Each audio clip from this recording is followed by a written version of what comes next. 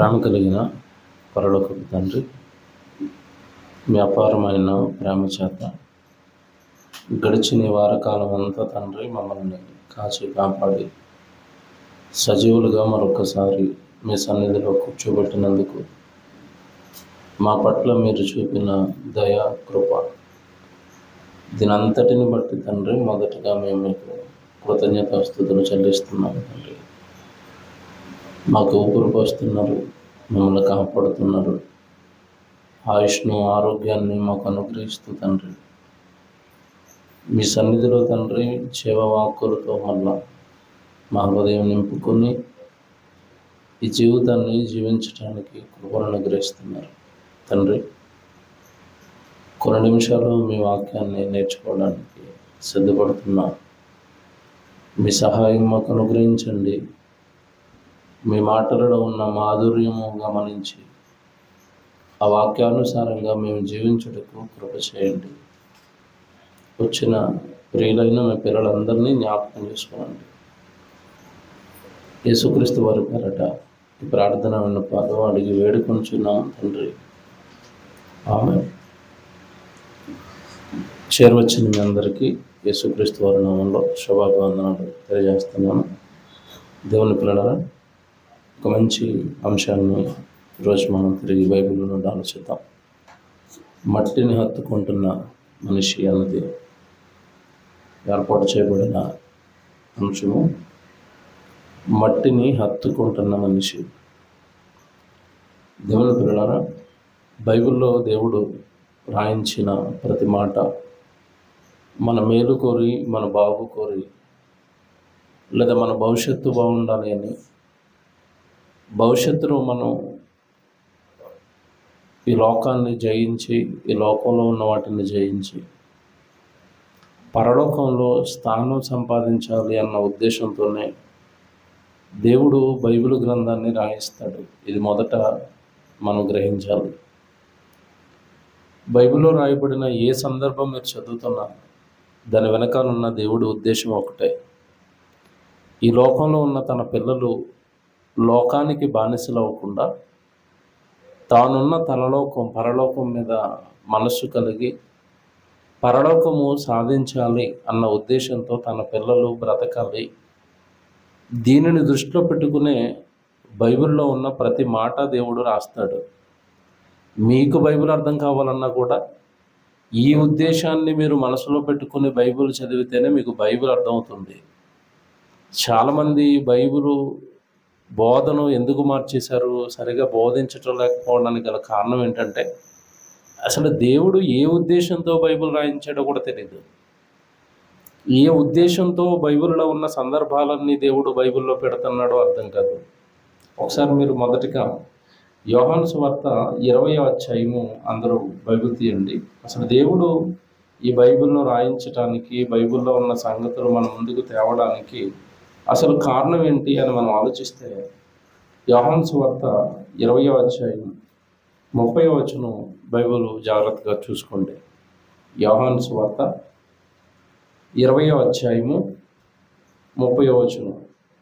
మరియు అనేకమైన సూచక క్రియలను యేసు తన శిష్యుల ఎదుట చేసెను.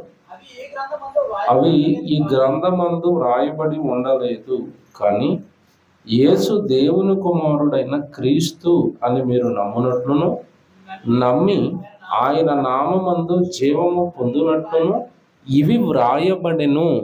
చూసారా, బైబిల్లో ఉన్నవన్నీ దేనికోసం రాయబడ్డాయట? దేవుని కుమారుడు యేసుక్రీస్తుల వారు అని నమ్మి మీరు జీవము పొందినట్లు ఇవి వ్రాయబడెను. బైబిల్ ఎందుకు రాయబడింది? ఒక మాటలో చెప్పాలంటే ఇప్పుడు జీవం పొందాలి. ఏ జీవం పొందాలి అంటే మనిషి నిత్య జీవం పొందాలి. ఈ జీవం అశాశ్వతమైనది, 60-70 ఏళ్ల తర్వాత ముగిసిపోయే జీవం ఇది. ఈ జీవితంలో 60-70 ఏళ్ల జీవితంలో ఉన్నప్పుడే ప్రభువుని ఎరిగి, ప్రభు మనస్సు ఎరిగి, వాక్యం ఎరిగి రాబోయే జీవితాన్ని సంపాదించుకోవడానికి పునాదులు వేసుకోవలసిన కాలం ఇది. ఆ పునాదులు ఎలా వేసుకోవాలో మనకు తెలియదు కనుక ఆ వేసుకోవడానికి, రాబోయే జీవం పొందడానికే బైబిల్లో ఉన్న ప్రతి మాట వ్రాయబడింది. ఎంత బాగుంది చూసారా? అంటే బైబిల్, ఓవరాల్ బైబిల్ మీరు ఎందుకు చదవాలి? బైబిల్ చదువుతున్నప్పుడు మనకేం అర్థం అవ్వాలి? మీరు బ్రతుకును దిద్దుకోండి అని దేవుడు చెప్పినా, మీరు పాపాలు చేయొద్దు అని దేవుడు చెప్పినా, నా సన్నిధికి రండి అని దేవుడు చెప్పినా, నా పని చేయండి అని దేవుడు ఏ మాట బైబిల్లో చెప్పినా దాని వెనకాల ఉన్న ఆంతర్యం ఒకటే. దాని ద్వారా మీరు నిత్యజీవం చేరాలి, పరలోకం చేరాలి. ఆ ఉద్దేశంతోనే దేవుడు బైబిల్ రాయించాడు. ఆ ఉద్దేశంతోనే బైబిల్లో ప్రతి మాట దేవుడు మాట్లాడతాడు. యోహాను 20:30 అర్థమైతేనే అసలు దేవుడు బైబిల్ ఎందుకు రాయించాడో అర్థమవుతుంది. బైబిల్లో ఉన్న ప్రతి వాక్యము నీకెందుకు ఇచ్చాడో అర్థమవుతుంది. ఎంత బాగా రాశాడు అంటే, బైబిల్లో రాయబడినవన్నీ కూడా యేసు దేవుని కుమారుడని నువ్వు నమ్మి నిత్య జీవం పొందునట్లుగా ఇవి వ్రాయబడ్డాయి. Very good. ఇప్పుడు ఈరోజు మనం ఆలోచిస్తున్న అంశం కూడా మట్టిని హత్తుకుంటున్న మనిషి అని పెట్టాం. ఎక్కడుంది బైబిల్లో ఇది అంటే, ఒకసారి మీరు కీర్తన గ్రంథానికి రండి. కీర్తన గ్రంథంలో 119వ కీర్తన బైబిల్ చూద్దాం. 119వ కీర్తన 25వ వచనం బైబిల్లో జాగ్రత్తగా చూస్తే, 119వ కీర్తన 25వ వచనం, నా ప్రాణము మంటిని హత్తుకొనుచున్నది. కరెక్ట్గా ఉంది చూసారా? ఏటట నా ప్రాణము అన్నాడు. నా ప్రాణము అనగానే దేహం, ఈ ప్రాణం దేహం, తన శరీరం. నా ప్రాణము మంటిని హత్తుకొనుచున్నది. మంటిని అనగానే మట్టి. ప్రాణం మట్టిని హత్తుకుంటుందట.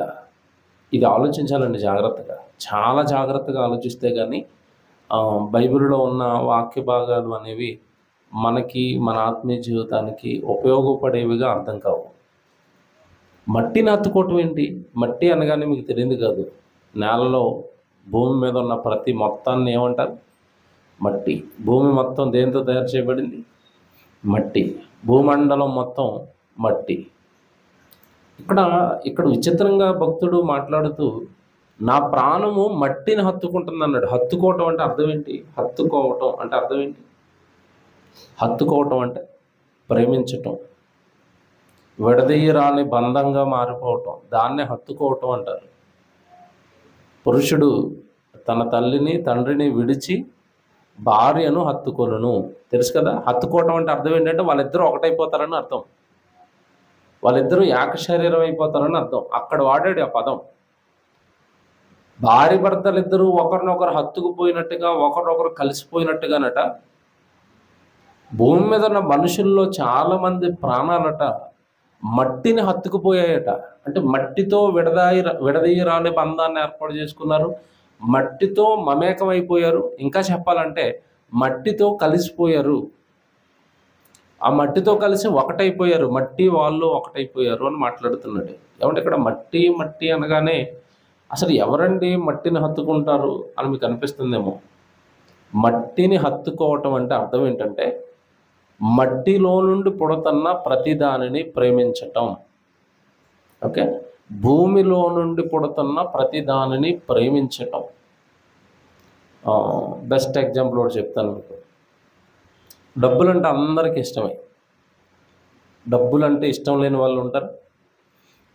ఆ డబ్బుల కోసమే తల్లిని చంపుతారు, ఆ డబ్బుల కోసమే తండ్రిని చంపుతారు, ఆ డబ్బుల కోసమే భార్యని చంపేస్తారు, భర్తల్ని చంపేస్తారు.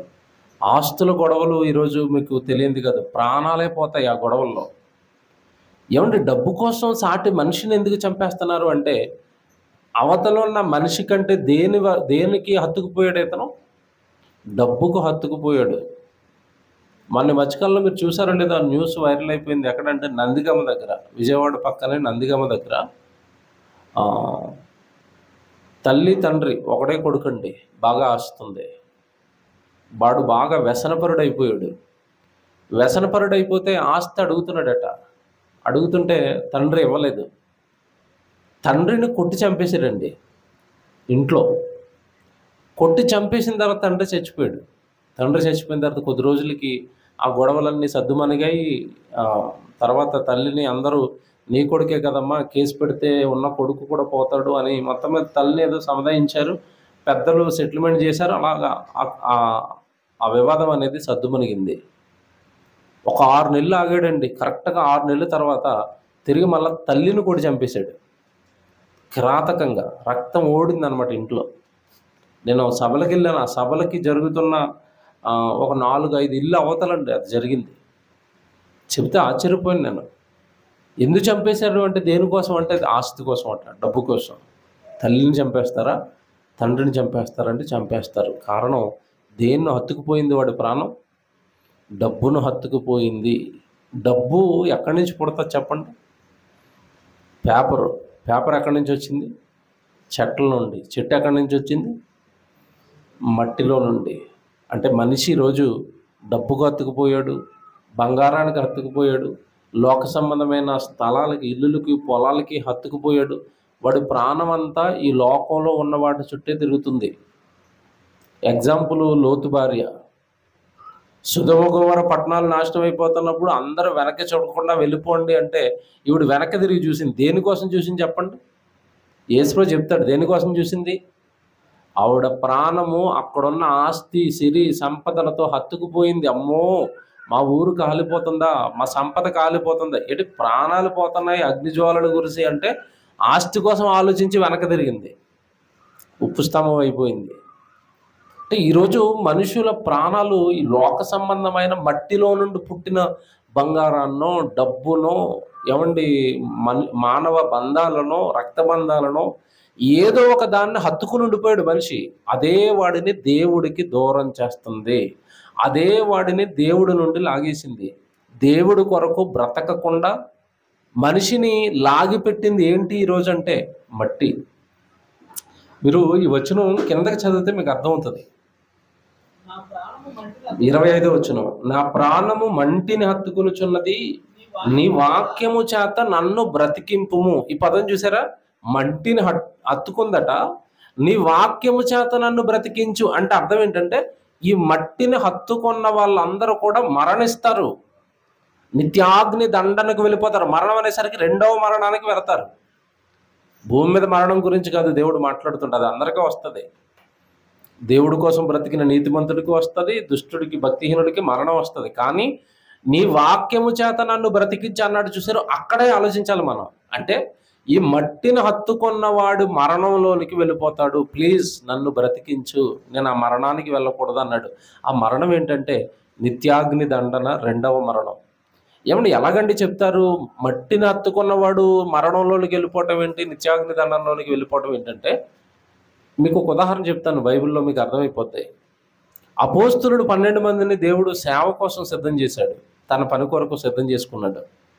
కానీ ఆ 12 మందిలో ఒకడు ఇస్కరియోతు యోధ దేవుడిని ప్రేమించలేదు, వాక్యాన్ని ప్రేమించలేదు, పరలోకాన్ని ప్రేమించలేదు, ఆత్మల రక్షణ ప్రేమించలేదు, సేవ ప్రేమించలేదు. వాడి దృష్టి అంతా దేని మీద ఉంది చెప్పండి? డబ్బు. అంటే వాడి మనసు దేన్ని హత్తుకుంది? ఇప్పుడు డబ్బును హత్తుకుపోయింది. డబ్బును హత్తుకుపోయిన వాడు మనసు చూడండి మీరు. డబ్బును హత్తుకున్న ఇస్కరియోతు యోధ జీవితం చూడండి మీరు. చివరికి ఏమైపోయింది అంటే అందరూ చక్కగా అపోస్తులుడు 11 మంది చక్కగా సేవ చేసి పరదేశంలో విశ్రాంతిలో ఉన్నారు. మట్టి, వెండి అనేసరికి ఎక్కడ పుడుతుంది చెప్పండి? వెండి ఎక్కడి నుంచి పుడుతుంది? మట్టిలో నుండి. బంగారం ఎక్కడి నుంచి పుడుతుంది? మట్టిలో నుండి. మీరు ఏదైనా చూడండి, మనిషి ప్రేమించే దేన్నైనా చూడండి, మీరు లోతుగా ఆలోచించండి. మనిషి ప్రేమించే దేన్నైనా చూడండి, అది ఎక్కడి నుంచి పుడుతుంది తెలుసా? మట్టిలోంచి పుడుతుంది. చాలామందికి తిండి అంటే చాలా ఇష్టం. ఫుడ్డీస్ ఉంటారు, ఆహారం అంటే ఇష్టం. అది కొంచెం ఒక అరగంట లేట్ అయితే అవతల ఇంకా కరిసి చంపేస్తూ ఉంటారు. తిండి టైం టు టైం, మంచి ఫుడ్. ఏమంటే ఏదైనా ఫంక్షన్స్ వచ్చేసరికి మాకు నాన్ వెజ్ కావాలి, ఆ రోజు బెండకాయ దొండకాయ పెట్టారంటే అటు పని అయిపోయినట్టే. మీకు బుద్ధి ఉందా, మీకు సిగ్గుందా? పార్టీకి పిలిచి బెండకాయ ఎడతారా, దొండకాయ ఎడతారా అంటాడు. ఆడు విశ్వరూపం చూపిస్తాడు. కారణం ఏంటంటే ఆడికి బాగా ఫుడ్ అంటే ఇష్టం. అంటే ఫంక్షన్కి ఎందుకు వచ్చాడంటే బిర్యానీ దొరుకుతుంది, ఏదో మటన్ ఉంటుంది, చికెన్ ఉంటుంది, ఆశతో వస్తాడు. అక్కడ వాడు ఆశ నిరాశ అయిందా ఇంకా ఆడి మొహాన్ని చూడలేమండి. వాళ్ళ మొహం ఎలా ఉంటుందంటే ఏదో ₹1,00,00,000 అలా చేతిలో కంటూ వచ్చి పోతే మొహం ఎలా ఎడతారో వాళ్ళకి ఇష్టమైన ఫుడ్ దొరకకపోతే వాళ్ళ మొహం అలా ఉంటుంది. ఆహారం అంటే బాగా ఇష్టం. ఆ ఆహారాన్ని ఇష్టపడుతున్నాడంటే వాడు మనస్సు దేన్ని అతుకుపోయిందంటే ఒక రకంగా ఆహారం ఎక్కడి నుంచి పుడుతుంది చెప్పండి? ఆదికాండం మీరు చదవండి.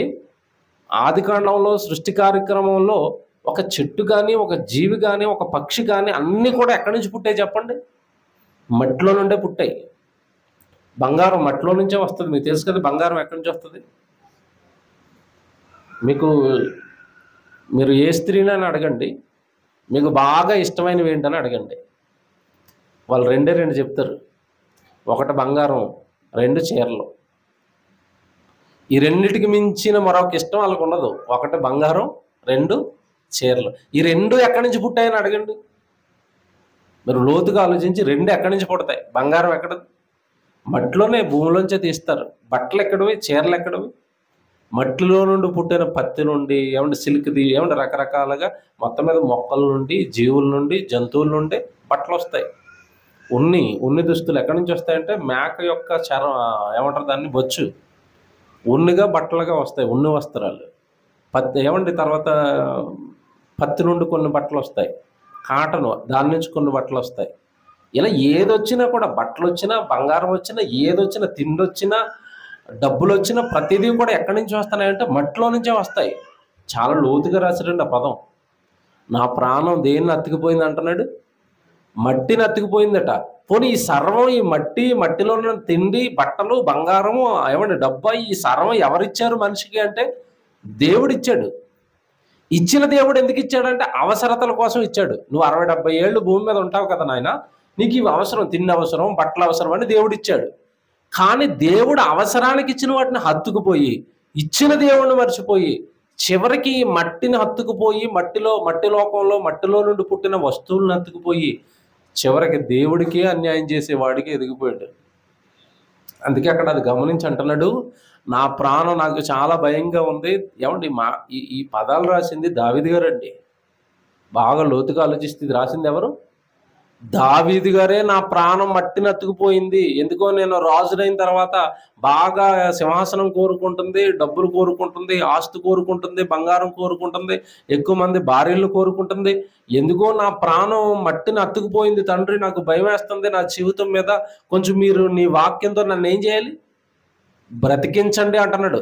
దావీదు లాంటి భక్తుడే తన దేహం లోకంలో ఎక్కడ పడిపోతుందోనని భయపడుతున్నాడు. మీరు లోతుగా ఆలోచిస్తే ఇంకా చెప్తాను చూడండి. మీకు కిందకి వెళ్ళేసరికి ఎంత పెద్ద పదాలు వాడాడు అంటే 26, నా చర్య అంతయు చెప్పుకొనగా నీవు నాకు ఉత్తరం ఇచ్చితివి, నీ కట్టడలను నాకు బోధింపుము, నీ ఉపదేశ మార్గమును నాకు బోధపరచుము, నీ ఆశ్చర్య కార్యమును నేను ధ్యానించదను. 28వ వచనం అండర్లైన్ చేసుకోండి మళ్ళా. వ్యసనముల వలన నా ప్రాణము నీరైపోయెను, నీ వాక్యము చేత నన్ను స్థిరపరచుము. దేంతో ప్రాణం నీరైపోతుందట? వ్యసనములు అన్న పదం కనపడింది చూడండి అక్కడ. మనిషికి ఈరోజు జీవితాలు నాశనం అయిపోవడానికి గల కారణాలు ఏంటి చెప్పండి? వ్యసనాలు. మందు తాగుడు వ్యసనం, గుట్కా వ్యసనం, గట్టిగా శుభ్రంగా తినేయటం, రోజు నాకు బిర్యానీ కావాలి, ఇది కూడా వ్యసనమే. తెలుసలేదు మీరు బైబిల్ ప్రకారం? నాన్ వెజ్ ఎక్కువగా తినే వాళ్ళ గురించి కూడా దేవుడు బైబిల్లో ఏమన్నాడంటే వాడు వ్యసనపరుడు, ఆడి దగ్గరికి నువ్వు వెళ్ళొద్దు, ఆడ ఆస్తి అంతా ఖాళీ అయిపోద్ది, ఆడితో జత కడితే నీ ఆస్తి ఖాళీ అయిపోద్ది అన్నట్టు. తెలుసా? మాంసం హెచ్చుగా తినేవాడితో నువ్వేం చేయొద్దు? సాంగత్యం చేయొద్దు అన్నట్టు. మాంసం హెచ్చుగా తినేవాడితో సాంగత్యం ఎందుకు చేయొద్దంటే ఆడు డబ్బు మొత్తం తిండికే పెడతాడు, దాన్ని నువ్వు చూస్తే నువ్వు అలాగే మారిపోతావని. ఇది ప్రతిదీ వ్యసనం అన్నాడు. మాంసం హెచ్చుగా తిన్న వ్యసనమే. వ్యసనముల వలన నా ప్రాణము నీరైపోయాను అంటే, వ్యసనములు అనగానే మీరు జాగ్రత్తగా ఆలోచిస్తే మందు తాగుడు, గుట్కా వేసుకోవడం, ఈ మాత్రమే వ్యసనాలు అనుకుంటున్నారేమో. అవి వ్యసనాలే. అవి మాత్రమే వ్యసనాలు కాదు, మీకు ఇంకా చాలా రకాల వ్యసనాలు ఉంటాయి. జాగ్రత్తగా వినండి. ఇక్కడ రాస్తున్నది భక్తిపరుడు దావీదు. ఇలాంటి వ్యసనాలు ఏముండవు వాళ్ళకి. మద్యము, తాగుడు ఇలాంటి వ్యసనాలు కాదు. వ్యసనం అనేసరికి అర్థం ఏంటంటే చెడు వ్యసనాలు ఉంటాయి, వ్యసనాలు ఉంటాయి. వ్యసనం అనగానే అలవాటుగా మారిపోవటం. ఏం అలవాటుగా మారిపోయింది అంటే, మీకు ఒకటి అర్థం కావడానికి ఆడపిల్లలు చేసేది ఒకటి చెప్తాను, మీకు బాగా అర్థమవుతుంది. వ్యసనం అంటే ఎలా ఉంటుందంటే, ఇక దాన్ని విడిచిపెట్టలేకపోవడాన్ని వ్యసనం అంటారు. మీరు స్త్రీలు చూడండి, వాళ్ళకి ఇంటి నిండా చీరలు ఉంటాయి, బీరువా నిండా చీరలు ఉంటాయి. కానీ మార్కెట్లోకి ఏదైనా కొత్త రకం దిగిందనుకోండి, అది కొనేంత వరకు వాళ్ళు నిద్రపోరు, వాళ్ళ ఆయన నిద్రపోనివ్వరు. అది ఏంటనుకుంటున్నారు? మందు తాగుడే వ్యసనం అనుకుంటున్నారా? విరివిగా నీకు కావలసిన ప్రతి దాన్ని కొనడానికి నువ్వు డబ్బులు ఖర్చు పెట్టేయడం కూడా వ్యసనమే. అలాగే చాలామంది పురుషులు ఉంటారు, వాళ్ళకు ఒక వ్యసనం ఉంటుంది. వ్యసనం అనేసరికి ఏమండి త్రాగుడో ఇదో కాదు, అవి వ్యసనాలే. వ్యసనం ఏంటో తెలుసా? చాలామంది చేతిలో నుండి 6 నెలలకు ఒక కొత్త ఫోన్ ఉంటుంది. మీరు చూడండి కావాలంటే. మార్కెట్లోకి ఏదైనా కొత్త మోడల్ ఫోన్ దిగింది అంటే వాడి దగ్గర డబ్బులు లేకపోయినా సరే అప్పు చేసి మరి ఆ ఫోన్ తెచ్చేస్తాడు ఇంట్లోకి. ఫోన్లు మార్చేయటం, అది కూడా ఏమనుకుంటున్నారు? వ్యసనం. వ్యసనముల వలన నా ప్రాణం ఏమైపోయింది? నీరైపోయింది అన్నాడు. ఏమండి, నీ స్తోమతకు మించి లోకంలో అన్నీ కోరుకుంటే ప్రాణం నీరవకి ఏమవుతుంది చెప్పండి? ఉన్నవాటితో ఏమంటే చక్కగా తృప్తి పొందమని దేవుడు చెప్పాడు, కలిగిన వాటితో తృప్తి పొందమని చెప్పాడు. కానీ చాలామంది లోకంలో ఉన్న వాటిని ఆశించి, లోకంలో ఉన్నవి వీళ్ళకి స్తోమత సరిపోకపోయినా లేని వాటిని ఏమంటే అవతల వాళ్ళు కొనుక్కున్నారు, యువతల వాళ్ళు కొనుక్కున్నారు, వాళ్ళు ఏదో చేస్తున్నారు, వీళ్ళు ఏదో చేస్తున్నారని మన స్తోమత సరిపోకపోయినా అవతల వాడితో పోటీ పడి మనం చేసే ప్రతి ఖర్చు లేదా మనం చేసే ప్రతి అప్పు, మనం ఆనందించాలి వాళ్ళతో పాటు అని ఆలోచించడం ఏమవుతుందో తెలుసండి? బైబిల్ ప్రకారం అది కూడా ఏంటో తెలుసా? వ్యసనం. వ్యసనముల వలన నా ప్రాణం ఏమైపోయింది అంటున్నాడు? నీరైపోయింది. నీరవదండి. అధికంగా అప్పులు చేసిన వాళ్ళ పరిస్థితి ఎలా ఉంటుందో చెప్తాను. వీడు స్తోమతకి మించి వెళతాడు, మొత్తం అప్పులు పాలైపోతాయి. ఏమంటే నిజంగా మీరు మీరు మీరు ప్రాక్టికల్గా చూడండి, ఈ అప్పుల బాధ కానీ లేదంటే సమస్యల బాధ కానీ ఎక్కువ అయిపోయిన వాళ్ళకి మన చేతిలో ఫోన్ వస్తేనండి హాయిగా ఎలాగైతే హలో అంటాం. ఈ అప్పులోడికి ఫోన్ వస్తే ఎలా ఉంటుంది తెలిసే పరిస్థితి? 10 సార్లు చూస్తాడు ఫోన్ అంకిలాగా, ఎత్తాలా వద్దా, కొత్త నెంబరా పాత నెంబరా, అప్లోడ్ చేస్తున్నాడా. ఏమంటే ఎంత దారుణంగా ఉంటుంది తెలుసా వాళ్ళ పరిస్థితి? తిన్నది వంట పట్టదు వాళ్ళకి. మీకు తెలుసో లేదో, తిండి తింటారు కానీ వంట పట్టదండి. వాళ్ళ జీవితంలో అసలు సంతోషం, హ్యాపీ, ఆనందం ఇలాంటివి ఏవి కూడా వాళ్ళ జీవితంలో ఉండవు. కారణం ఏంటంటే భయంతో బ్రతుకుతారు. తెలియని ఏదో ఏమండి ఆ భయం భయంగా వాళ్ళ జీవితం ఉంటుంది. కుటుంబంతో సంతోషంగా ఉండలేరు, పిల్లలతో సంతోషంగా ఉండలేరు, సహోదరుడితో సంతోషంగా ఉండలేరు. అసలు వాళ్ళ జీవితంలో ఏదో పోగొట్టుకున్నట్టుగా, వెలితిగా, తప్పు చేసినట్టుగా, ఏదో నేరస్తుడిగా వాడి జీవితం ఎప్పుడు కూడా వాడిని వేధిస్తూనే ఉంటుందండి. దాని వలన ప్రాణం ఏమైపోద్ది? నీరైపోతుంది. వ్యసనముల వలన వాడి ప్రాణం ఏమైపోద్దట? నీరైపోయింది. ఎందుకురా నీ వ్యసనాలు నువ్వు అలవాటు చేసుకున్నావు? ఎందుకు నీ జీవితం అలాగైపోయింది? ఎందుకు నీ ప్రాణం నీరైపోతుంది అంటే పైన మీరు చదువుకున్న మాట, వాడు దేన్ని హత్తుకుపోయాడు అంటే మట్టిని హత్తుకుపోయి వ్యసనాలకు అలవాటు పడ్డాడు. మళ్ళా చెప్తున్నాను, ఈ లోక సంబంధంగా ఏదో దాంట్లో ఇరుక్కున్నాడు. అప్పులోనో లేదంటే ఏమంటే రకరకాల పాపాల్లోనో ఎక్కడో వీడు ఇరుక్కున్నాడు. ఇరుక్కుని దానికి బానిసైపోయాడు. మట్టిని, లోకాన్ని హత్తుకున్నాడు. పరలోకం వెళ్ళాలని లేదు, పరలోకంలో దేవుడు ఎదురు చూస్తున్నాడని లేదు, ఈ లోకాన్ని ఎలాగైనా జయించి పరలోకపు జీవితం సంపాదించాలని లేదు. ఈ లోకాన్ని, మట్టి లోకాన్ని జయించాలి, మట్టిని ప్రేమించకూడదు, పరలోకాన్ని ప్రేమించాలి, పరలోకంలో ఉన్న దేవుణ్ణి ప్రేమించాలి, ఆ పక్కనే ఉన్న యేసుక్రీస్తుల వారిని ప్రేమించాలి. ఆ యేసుక్రీస్తుల వారి చేతిలో నా జీవం ఉంది. ఇప్పుడు మన జీవితాలు, మన జీవాలు ఎవరి చేతిలో ఉన్నాయి చెప్పండి? యేసుక్రీస్తుల వారి చేతుల్లో ఉన్నాయి. ఇప్పుడు నీ జీవం అక్కడ ఉన్నప్పుడు నీ ఆలోచనలు మొత్తం పరలోకం పైన ఉండాలి. కానీ మనిషి మట్టిని అతుకుపోయాడట. ఏం తిందాం, ఏం త్రాగుదాం, ఏం కట్టుకుందాం, ఏ ఇల్లు కడదాం, ఎక్కడ ఆస్తి కొందాం. ఏమంటే జీవితకాలం అంతా ఇదే చేస్తే అసలు దేవుడి కోసం ఎప్పుడు బ్రతుకుతావు? నీ కాలం అయిపోతుంది, నీ ఆయుష్కాలం ముగిసిపోతుంది. భయంకరమైన రోగాలు మనిషిని వెంటాడుతున్నాయి. ప్రాణం ఎప్పుడు పోతుందో తెలియదు. ఎవరి ఆరోగ్యాలు అంత సక్రమంగా లేవు. అలాంటప్పుడు నాకు మరణం వస్తే దేవుడిని హత్తుకొని నేను ఏం చేశాను? లోకాన్ని హత్తుకుపోయానేమో, మనుషులను హత్తుకుపోయానేమో, ఏదైనా వ్యసనాన్ని నేను హత్తుకుపోయానేమో. ఎవరికండి భయం ఉంటుంది? మీరు ఆలోచించండి. భయంతో ఎవరు ఉంటున్నారు? వ్యసనముల వలన నా ప్రాణం ఏమైపోయింది? నీరైపోయిందట. నీరైపోయింది. ఎవడ నిజంగా మీరు చూడండి, ఈ లోకానికి బానిసైన వాడు మద్యానికి బానిసయ్యాడా? వ్యభిచారానికి బానిసయ్యాడా? లేదంటే ఏదన్నా జలసాలకు బానిస అయిపోయాడా? లేదా లోకంలో ఉన్న ఏవేవో కోరుకుని అప్పులు పాలైపోయాడా? మీరు నేను ఇప్పుడు చెప్పిన ఈ కేటగిరీలో ఉన్న ఎవరినైనా మీరు చూడండి, వాడు సంతోషంగా ఉండడండి, వాళ్ళు ఆనందంగా ఉండరు. కరెక్ట్గా చెప్తాడు బైబిల్లో దేవుడు, వ్యసనముల వలన వాళ్ళ ప్రాణం ఏమైపోతుంది? నీరైపోతుందట. వాళ్ళ శరీరంలో బలం ఉండదు, ఏదో తెలియని కృంగబోట వాళ్ళని కృంగజేస్తూ ఉంటుంది. కారణం వాళ్ళుగా వాళ్ళు చేసుకున్న తప్పులవి, నేరాలవి. వ్యసనాలకు పోయారు. వ్యసనం అనేసరికి నేను చెప్పాను కదా, నీ శక్తికి మించి లోకంలో ఉన్న దేనిని నువ్వు ప్రేమిస్తున్నా అది నీకు వ్యసనమే. మళ్ళీ చెప్తున్నాను, నీ శక్తికి మించి, నీ సామర్థ్యానికి మించి లోకంలో ఉన్న నువ్వు దేన్ని ప్రేమిస్తున్నా అది వ్యసనమే. నాకు తెలిసిన ఒక బ్రదర్ ఉన్నాడండి, ఎంత దారుణంగా ఉంటారో మనుషులు చెప్తున్నాను మీకు. అతడు చిన్న జీతం చాలా తక్కువ, వచ్చేదే తక్కువ. అందరూ ఇల్లులు కొంటుంటే ఇతను కూడా ఇల్లు కొనేసాడు. ఈఎంఐలో ₹1,00,000 అప్పు తెచ్చాడు, కట్టేశాడు. ఇల్లు కొనేసాడు. ప్రతి నెల ఈ ఇల్లుకి ఈఎంఐ కట్టాలి, సుమారు 20,000 చిల్లర కట్టాలి. అది సంవత్సరం 2 సంవత్సరాలు కాదు, 20 సంవత్సరాలు కట్టాలి. హౌస్ ఈఎంఐ అంటే మీకు తెలుసు కదా, 2 సంవత్సరాలు 3 సంవత్సరాలు కాదు, 20 సంవత్సరాలు. 20 సంవత్సరాలు ఈఎంఐ కట్టడానికి సిద్ధపడిపోయాడు. పోనీ ఏమన్నా గవర్నమెంట్ జాబ్ అంటే ప్రైవేట్ జాబ్, అది ఉంటుందో తెలియదు, ఊడిపోతుందో తెలియదు. ఆ ప్రైవేట్ జాబ్ని నమ్మి ఇల్లు కొనేసాడు. ఇల్లు గృహప్రవేశం. విచిత్రం ఏంటంటే ఇల్లు కొనడానికి ₹1,00,000 అయింది, వాడు ఇల్లు ఇచ్చేసాడు. కానీ ఇల్లు ఓపెనింగ్కి 2 లక్షలు అయింది. చూడండి ఎలాగుంటారు ఇల్లు. ఆర్భాటం, నేను ఇల్లు కొనేసానండి, మొత్తం ఊర్లో ఉన్న చుట్టాలందరికీ చెప్పేశాడు, హైదరాబాద్లో ఉన్న వాళ్ళందరికీ చెప్పేశాడు. 2-3 మేకలు వేసాడు ఆ రోజు, ఏదో సంపాదించి కష్టపడి ఇల్లు కొనేసినట్టుగా హడావుడి. ఆ ఇల్లు ఓపెనింగ్కి 2 లక్షలు అయిందండి. విచిత్రం ఏంటనుకున్నారు, కరెక్ట్గా ఇల్లు ఓపెన్ చేసిన 5 రోజులకి ఈఎంఐ డేట్ వచ్చింది. చూడండి పరిస్థితి ఎలా ఉంటుందో. ఎంత ఉండాలి అకౌంట్లో? 20,000 ఉండాలి. అక్కడ ఇక్కడ అన్ని అప్పులు తెచ్చేమో ఇల్లు ఓపెనింగ్ చేశాడు, అకౌంట్ జీరో.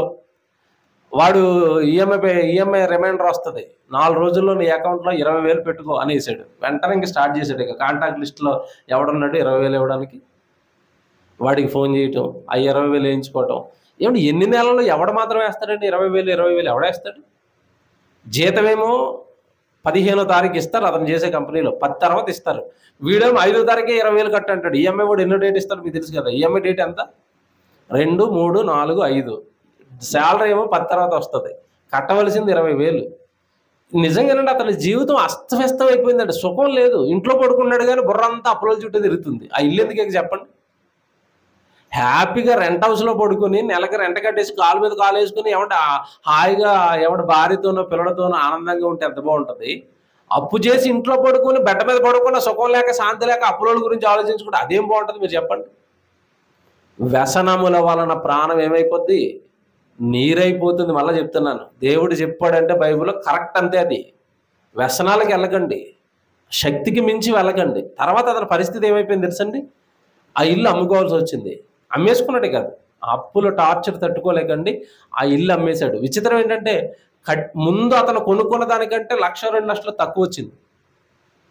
ముందు కట్టిన 1,00,000 ఇల్లు ఓపెనింగ్ చేసిన 2 లక్షలు, తర్వాత ఇతను అప్పులు చేసినవి. ఆ వచ్చిన డబ్బులు ఈ అప్పులు కట్టినా కూడా సరిపోలేదు, మరలా అప్పుల పాలైపోయాడు. ఎప్పటికీ అప్పులు కట్టుకుంటూనే ఉన్నాడండి. ఏంటి చెప్పండి, అతను ఏం చేశాడు తప్పు అంటే వ్యసనం. ఇల్లు కొనేయాలి, పెద్ద ఇల్లు కొనేయాలి, అది వ్యసనమే. శక్తికి మించి నువ్వు లోకంలో ఏం చేయాలనుకున్నా మరలా చెప్తున్నాను, అది వ్యసనం. మన శక్తి ఎంత ఉందో అంతే. దేవుడు మనకి ఏ స్థితి ఇచ్చాడో ఆ స్థితే. లోకంలో పెద్దలు ఒక మంచి సామెత పెట్టారు, ఎంత చెట్టుకి అంతే గాలి. విన్నారా సామెత? విన్నారా? భలే పెట్టారు కదా వాళ్ళు. ఎంత చెట్టుకి అంతే గాలి. పెద్ద చెట్టు పెద్ద గాలి వేస్తుంది, పక్కన ఉన్న పిల్ల మొక్క అది గాలి వేస్తుంది కదా, పెద్ద గాలిని ఇది ఊగుతానంటే కొమ్మ ఇరిగిపోద్ది. గట్టిగా ఊగిందంటే ఏర్లతో బాగా ఈసి పైకి వచ్చేస్తుంది. అంతే కదా జరిగేది. ఎంత చెట్టుకి అంతే గాలంటే అది పెద్ద చెట్టు పెద్ద గాలి వేస్తుంది, చిన్న చెట్టు చిన్న గాలి వేయాల. నీ స్థితి చిన్నది. అవతల వాడు ఏదో భూములు కొంటున్నాడు, ఇల్లులు కొంటున్నాడు, పొలాలు కొంటున్నాడు, కార్లు కొంటున్నాడు, నేను కొంటానంటే నువ్వు చితికిపోవు, నువ్వు నాశనం అయిపోవు. దేవుని పిల్లలారా, ఇప్పుడు కూడానండి మన స్థితి, దేవుడు మనకి ఎలాంటి స్థితి ఇస్తున్నాడు, ఆ స్థితిని బట్టి ముందుకు వెళ్ళగలవా లేదా. నేను కారు కొనుక్కున్నప్పుడు నేను సెకండ్ హ్యాండ్ కారు కొనుక్కున్నాను. చాలామంది కారు కొనుక్కోవడానికి ఆలోచిస్తున్న టైంలో నాకు ఇచ్చిన సలహా ఏంటంటే, సెకండ్ హ్యాండ్ కారు ఎందుకన్నా, మంచి బ్యాటరీ కార్లు వచ్చినాయి, 10 లక్షలు 15 లక్షలు బ్యాటరీ కారు కొనేసుకో, నీకు పెట్రోల్ ఉండదు, హాయిగా తిరగవచ్చు అన్నారు. నిజమే, పెట్రోల్ ఉండదు. కానీ ఎంత దాని ఖరీదు ఎంత? 15 లక్షలు. ఎక్కడి నుంచి తెచ్చి తెస్తాం అన్ని డబ్బులు? లేదన్న ఈఎంఐ ఇస్తాడు, నెల నెల కట్టద్దు, 15,000 20,000 వేస్తాడు. వద్దు బాబు, నాకు చిన్న కారు చాలు, సెకండ్ హ్యాండే చాలు. తిరగడానికి కారు కావాలి, అది కొత్తదా పాతదా, పెయింట్ ఉందా, ఫ్రంట్ లైట్లు ఉన్నాయా, డోర్లు ఉన్నాయా, ఎవరికి కావాలి, మనం తీసుకెళ్తుందా లేదా, ఇది చూసుకుంటే హ్యాపీగా ఉంటామండి. లేదంటే అందమైన కారు కావాలి, పెద్ద బ్రాండ్ కార్లు కావాలి, కొత్త కార్లు కావాలి. ఎందుకు? మన పని జరగడానికి వస్తువు అది. దాంట్లో ఏముంది అందం? స్థితికి తగ్గట్టుగా ఆలోచించుకుంటే దెబ్బతినమండి. ఎప్పటికీ మన లైఫ్ చాలా బాగుంటుంది. స్థితికి తగ్గట్టుగా మనం చేయగలమా, మనం కట్టగలమా, మనం పెట్టుకోగలమా, దేవుడు మనకి ఇచ్చిన స్థితిని బట్టి దాన్ని మెయింటైన్ చేయగలమా, ఇలా ఆలోచించినాడు. చాలా మంది జీవితాలన్నీ బాగుంటాయండి, లోకంలో చాలా బాగుంటాయి. అసలు దేవుళ్ళలో నుంచి చితికిపోవడానికి, దేవుళ్ళలోంచి పడిపోవడానికి ప్రధాన కారణం వాడు లోకంలో ఎక్కడో వ్యసనంలో ఇరుక్కుంటాడు. మీరు బాగా ఆలోచించుకోండి, భక్తిలో పడిపోయిన వాళ్ళందరూ కూడా వాడు ఎక్కడో ఇరుక్కున్నాడు ఏదో వ్యసనంలో. ఆ వ్యసనం వాడు లాగేస్తుంది. భక్తిలో ఉండలేడు, సరిగ్గా పని చేయలేడు, దేవుళ్ళలో ఉండలేడు, వాక్యం చదువుకోలేడు, చెప్పలేడు, సహోదరులతో ఉండలేడు. అసలు వాళ్ళ ప్రాణం అంతా కూడా ఏదో గందరగోళం. చాలామంది ఏమంటే, నాకు తెలిసిన ఫ్రెండ్ ఉన్నాడండి, నా 10th క్లాస్ క్లాస్మేట్. వాడు కొన్ని సీక్రెట్లు నాకు చెప్తూ ఉంటాడు. వాడు ఈ మధ్యకాలంలో ఏం చేశాడంటే, వాళ్ళ ఇంట్లో చెప్పకుండా ఇంకో పెళ్లి చేసుకున్నాడు, రెండో పెళ్లి. ఇంట్లో భార్య ఉంది, వాడికి పిల్లలు ఉన్నారు 2. మన ఈ మధ్యకాలంలో ఫోన్ చేశాడు, ఒరేయ్ నాకు కొంచెంసేపు నీతో మాట్లాడాలని ఉందా. చెప్పు బాబు, ఏడు చాలా రోజులకి ఫోన్ చేసావంటే, ఓ తప్పు చేసేసాను రా, నువ్వైతేనే కరెక్ట్గా సలహా ఇస్తావు అంటున్నాడు. ఏట్రా తప్పు, ఏమన్నా అప్పు చేసావంటే, కాదు పెళ్లి చేసుకున్నాను అంటున్నాడు. ఒరే అది తప్పు కాదురా, అది పాపం రా, చచ్చిపోతావురా, నేరం రా, అది తప్పు అండి. అది తప్పుకి పాపానికి కూడా తేడా తెలియట్లేదు చూడండి. ఇంకొక పెళ్లి చేసుకున్నాడట. ఎవర్రా అంటే, మేము 10th క్లాస్ చదువుకున్నప్పుడు మాకు ఒక క్లాస్మేట్స్ ఉంటారు కదండి, బెంచ్మేట్లు ఉంటారు కదా, ఆ అమ్మాయి ఒక అమ్మాయిని మళ్ళీ లవ్ చేసి మ్యారేజ్ చేసుకున్నాడు. 10th class classmate. నీకు తెలుసురా, మన ఫ్రెండేరా, C-సెక్షన్లో వెనకాల కూర్చునేదిరా, ఎంత నాకెందుకురా, ఏంటి ఇప్పుడు ఏం చేసావంటే, పెళ్లి చేసుకున్నాను రా. రెండో పెళ్లి చేసుకున్నాడట. ఇంట్లో తెలీదు, వాళ్ళ ఆవిడికి తెలీదు, వాళ్ళ నాన్నకి తెలీదు, వాళ్ళ అమ్మకి తెలీదు. వాళ్ళు రాజమండ్రి వచ్చేసంటే, అమలాపురం నుంచి రాజమండ్రి వచ్చేసి రాజమండ్రిలో పెళ్లి చేసుకున్నారు. వాళ్ళు ఏం చేయాలో అర్థం అవ్వట్లేదురా, కాళ్ళు చేతులు ఆడటం లేదు, ఏం చేసేది లేదు. నువ్వు డైరెక్ట్ పోలీస్ స్టేషన్కి నువ్వు వెళ్ళిపోవటం, పోలీస్ స్టేషన్లో నిన్ను మీ ఆవిడ ఖచ్చితంగా వేసేస్తుంది. తప్పు చేశారు మీరిద్దరం. నోరు మూసుకుని ఆ పెళ్ళి లేదు, ఏమీ లేదు, దాన్ని క్యాన్సిల్ చేసుకుని ఎవరింటికి వాళ్ళు వెళ్ళిపోండి. జీవితాలు నాశనం అయిపోతాయి, చాలా పెద్ద ప్రమాదంలో పడతావు. చివరికి ఇటు సుఖంగా ఉండలేవు, అటు సుఖంగా ఉండలేవు, నాశనం అయిపోతుందిరా నీ జీవితం. అంటే ఆడికి ఎంత చెప్పండి బుర్రకెక్కడం లేదండి. మీ నోరే నువ్వు ఎన్ని చెప్పురా, నేను ఈవిడ వదలలేనురా, లలితను వదలలేనురా, ఇంక వదలకపోతే మీ చావు మీరు చావండి, ఏం చేస్తాం మనం? చెప్పవలసింది చెప్తామండి, ఇంక వదలలేమంటే ఏం చేస్తాం, మీ చావు మీరు చావండి. రెండో పిల్లండి, ఎంత దారుణం చూసారా. ఇంట్లో తెలియదు ఎంతకీ. అది తెలిస్తే ఎంత ఫైటింగ్ అవుతుందండి ఇంట్లో. మీరు బాగా ఆలోచించండి. అసలు ఆవిడ ముందు చేసుకున్న ఆవిడ అయితే అసలు నాకు ఆవిడని చూస్తేనే భయం. ఆవిడ అలా ఉంటుంది. ఆవిడ చెప్పలేము కొంతమంది స్త్రీల గురించి. ఆవిడని చూస్తేనే భయం నాకు. పెళ్ళిలోకి వెళ్ళి దూరం నుంచి చూసొస్తాను, ఫోటో కూడా తీసుకోకుండా. అందుకే ఆవిడికి భయపడి నాకు ఫోన్ చేశాడు వీడు. అలా ఆవిడేంటో వాడికి కూడా తెలుసు. నిజంగా తర్వాత వాడి జీవితం ఆలోచిస్తుంటే నాకే భయం వేస్తుందండి. చాలా స్ట్రాంగ్గా ఉంటుంది ఆవిడ. వాళ్ళ అమ్మ నాన్నలు చాలా స్ట్రాంగ్, వాళ్ళ వాళ్ళ వాళ్ళ తమ్ముళ్ళు అన్నలు వాళ్ళు చాలా స్ట్రాంగ్. వీళ్ళు ఏం చేస్తారన్న భయం. ఇవన్నీ ఎందుకు చెప్తున్నానంటే, వ్యసనం. ఏమన్నా ఇంట్లో భార్యను పెట్టుకుని మరొక స్త్రీని చూడటం వ్యసనం. తర్వాత వాడి ప్రాణం ఏమవుతుందో తెలుసా? ఖచ్చితంగా నీరైపోవటమే. ఎక్కడ సుఖశాంతులు ఉంటే చెప్పండి, పరువు పోయిద్ది సమాజం మధ్యలో. ఆవిడ అసలు మామూలుగా వదలదు, ఆవిడ వెంటాడుతుంది ఆవిడ. ఇవన్నీ లోకాన్ని చూస్తున్నప్పుడు ఎందుకు వీళ్ళు ఇలాగ అయిపోతున్నారు అంటే, దేవుడు చెప్పిన మాట, మట్టిని హత్తుకుని, లోకంలో ఉన్న వాటిని హత్తుకుని వాళ్ళ ప్రాణాలు ఏమైపోతున్నాయి? వ్యసనాల పాలైపోయి నీరైపోతున్నాయి అన్నాడు. ఏమంటే మట్టిని హత్తుకోవటం అంటే, మీరు లోతుగా ఆలోచిస్తే దేవుడు ఈ మానవ దేహాన్ని కూడా దేంతో చేశాడు చెప్పండి? ఆదామును దేంతో చేశాడు? మట్టి. ఇప్పుడు మన శరీరాలు ఏంటి చెప్పండి? ఇప్పుడు మట్టి. నువ్వు మరొక వ్యక్తిని, భూమి మీద ఉన్న మనిషిని ప్రేమిస్తున్నావు అంటే దేన్ని హత్తుకోవడం చెప్పండి? మట్టే. మట్టిని హత్తుకోవటం అది. అందుకే యేసు చెప్తాడు, నాకంటే ఎక్కువగా తల్లినైనను తండ్రినైనను. తెలుసు కదా ఈ రెఫరెన్స్ మీకు. ఎందుకంటే వాళ్ళు మట్టే కదా, 60-70 సంవత్సరాలతో వాళ్ళు మట్టిలో కలిసిపోతారు. వాళ్ళు ప్రేమించి నన్ను వదిలేస్తున్నావేంటిరా? మట్టిని హత్తుకున్నావేంటి? మట్టిని హత్తుకుపోయావేంటి? చివరికి మట్టిలో నుండి పుట్టిన ప్రతిదీ కూడా మనిషికండి దేవుడి స్థానాన్ని ఆక్రమించేసింది. బైబిల్లో మాట రాస్తాడు, మీకు చూపిస్తాను. ఫిలిప్పీలకు రాసిన పత్రిక మీరు చూడండి. ఫిలిప్పీయులకు రాసిన పత్రిక 3వ అధ్యాయం 19వ వచనం మీరు చూడండి.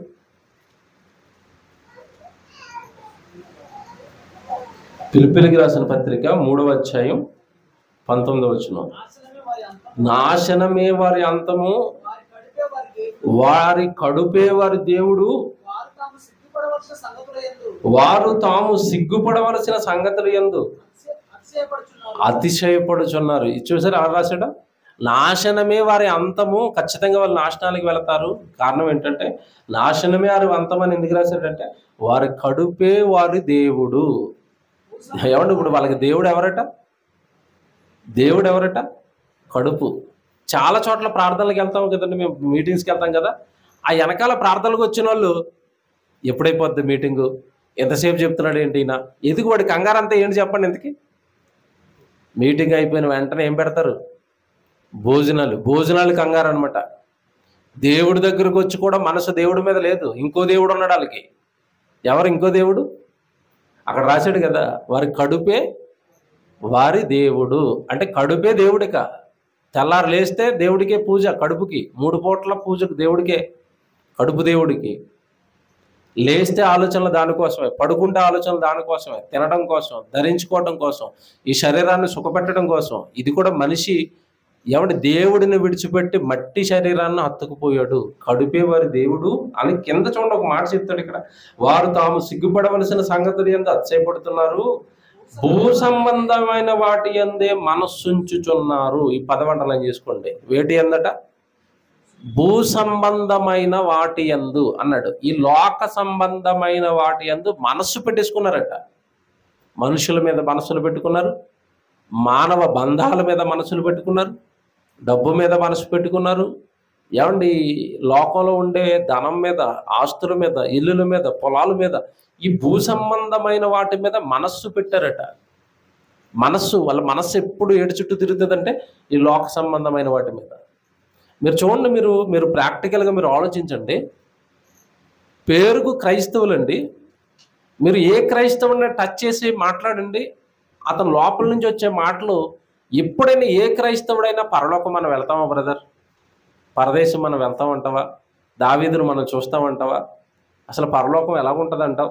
మనం చచ్చిపోయిన తర్వాత ఎక్కడ ఉంటాం? ఇలాంటి ఏదైనా ఏ క్రైస్తవుడైనా మాట్లాడతాడండి? మీరు ఏ క్రైస్తవుని కదపండి. ఇప్పుడైతే ప్రజెంట్ ఏం మాట్లాడతాడు తెలుసా? వైఎస్ఆర్సీపీ గెలుస్తుందా బ్రదర్, తెలుగుదేశం గెలుస్తుందా, మా ఎమ్మెల్యే వస్తాడా, ముఖ్యమంత్రి అవుతాడా, ఏమంటే బీజేపీ వస్తుంది. ఈ కలిపితే ఇవే రాజకీయాలు, లేదా ఇంటి గురించి పొలాల గురించి మాటలు. క్రైస్తవులను కదుపుతుంటే దేవుడి సంగతులు ఏమి ఎవ్వరు మాట్లాడరండి. బైబిల్లో ఈ పుస్తకం నాకు అర్థం అవటం లేదనో, బైబిల్లో ఈ సంగతులు నాకు తెలియటం లేదనో, పరలోకం వెళతామంటారా, పరలోకం, ఈ సంగతులు ఏమైనా ఏ మనిషి అయినా మాట్లాడతాడంటే అస్సలు ఎవరికి కూడానండి పరసంబంధమైన వాటి మీద మనస్సు లేదు. అందరి మనస్సు దేని మీద ఉందట? భూ సంబంధమైన వాటి మీద. ఇదే మీరు పిలిపి పత్రిక కదా, ఇది పక్కన కొలసి పత్రిక రండి. ఇక్కడేమో భూ సంబంధమైన వాటి మీద మీరు మనసు పెట్టుకున్నారు అని చెప్పాడు.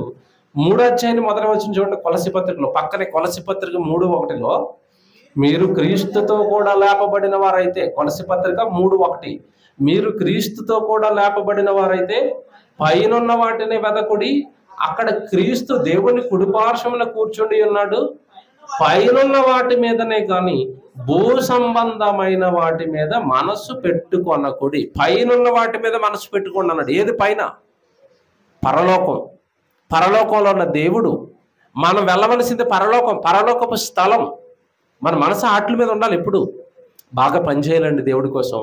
నేను పరలోకం వెళ్ళిపోవాలండి, చావు వస్తే దేవుడిలో రావాలండి, చక్కగా దేవుడు పనిచేస్తూ నాకు మరణం రావాలండి, దేవుడి కోసం ఏదో ఒకటి చెయ్యాలండి, దేవుడికి ఏదో ఒకటి ఇవ్వాలండి, దేవుడి కోసం ఎప్పుడు ఏదో ఒకటి నా జీవితాన్ని బట్టి, నా ప్రాణాన్ని బట్టి, నాకు దేవుడు ఇచ్చిన చక్కటి ఆయుష్కాలాన్ని బట్టి ఏదో ఒకటికి ప్రతి నెల ఒకట, వారానికి ఒకట, 6 నెలలకు ఒకట, సంవత్సరానికి ఒకట, ఏదో ఒకటి నా నుండి దేవుడికి జరుగుతూ ఉండాలండి, దేవుడికి జరగాలండి.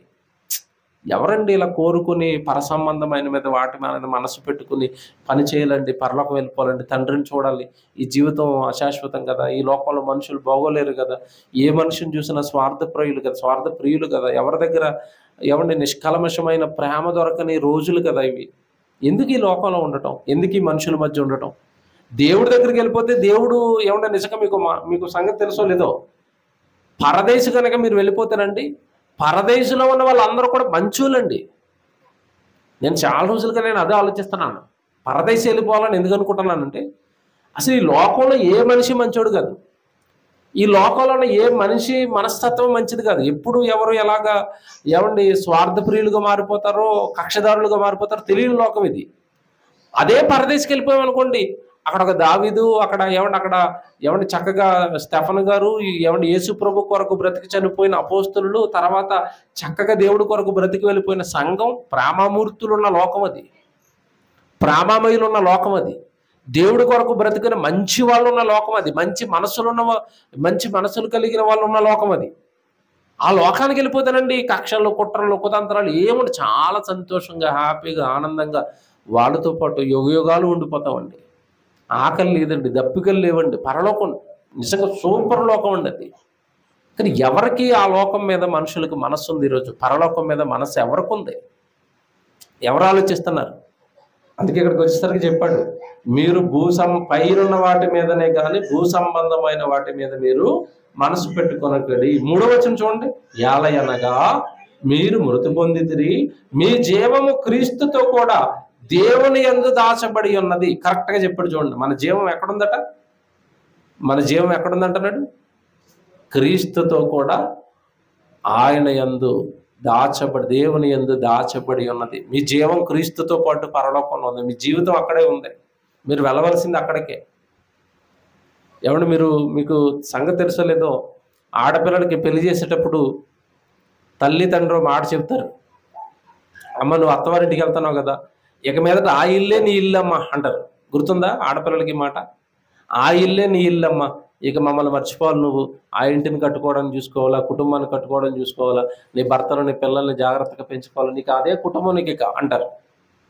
మీరు బాగా ఆలోచిస్తే ఆ ఇల్లే మీ ఇల్లు అని ఎందుకంటున్నారంటే అక్కడికి పంపించేస్తున్నారు. ఇక శాశ్వతంగా ఉండవలసింది అక్కడ, వీళ్ళ ఇంట్లో ఉండదు. ఇక్కడ చుట్టపు చూపుగా వచ్చి వెళ్ళిపోతుంది తల్లిగారింటికి. శాశ్వతంగా ఉండవలసింది అక్కడ. అందుకే నీ మనసంతా అటు పెట్టుకోమ్మా అని చెప్తారు. నీ మనసంతా అటు పెట్టుకోమ్మా, అక్కడే ఆలోచించమ్మా.